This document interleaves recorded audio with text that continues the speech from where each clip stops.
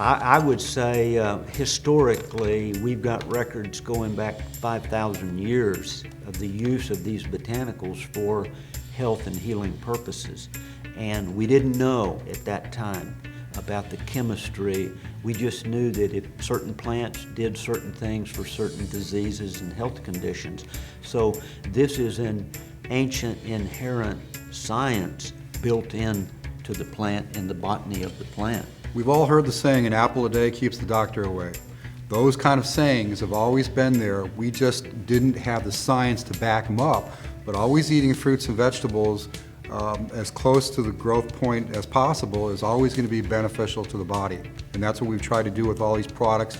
Keep them in a form where all those phytonutrients are intact and stable, and get them to the people wherever they're at a cost-effective manner.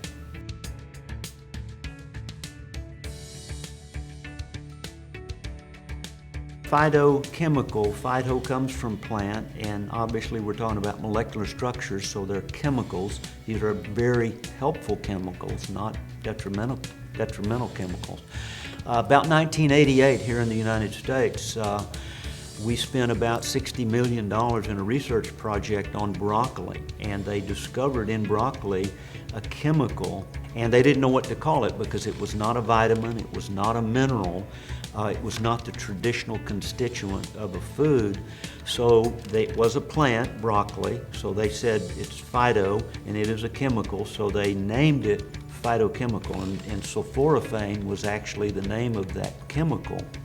And since that date, billions and billions of dollars have been spent. Hundreds of thousands of PhD scientists have researched this field, and as of last week, there's well over 450,000 research papers that have been published worldwide on the effect of these incredible phytochemicals and how they impact human health. Absolutely. The science is just catching up with what was created. When we talk about my favorite family of plants, one of them, Cruciferaceae, those things are found in all the families of plants throughout the plant kingdom, but not in each individual compound.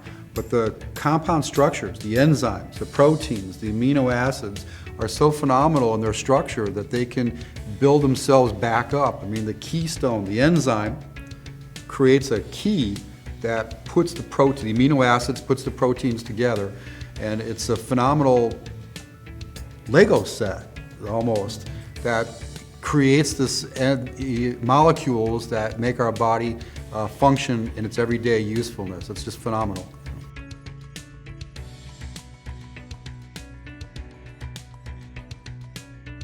In the last 5 years, they've discovered that some of the constituents of these botanicals act as signaling molecules. Mm-hmm. So those are not antioxidants, and they're not stimulants for just what we would think is a dietary deficiency. They're actually signaling our system to regulate itself in a normal, upregulated fashion.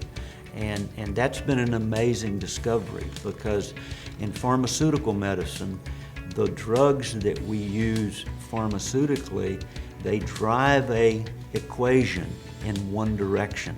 But the beautiful thing about the botany of these plants is that they are modulators by their very nature. So if your body is overregulated, they have the ability to bring that function back down.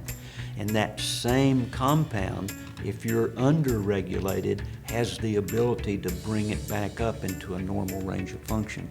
And I believe that that's the God-given inherent characteristic of those plants, and why they're here for our benefit. Absolutely. The green coffee bean extract, all we talk about is the chlorogenic acid. You know, that's a phenomenal compound.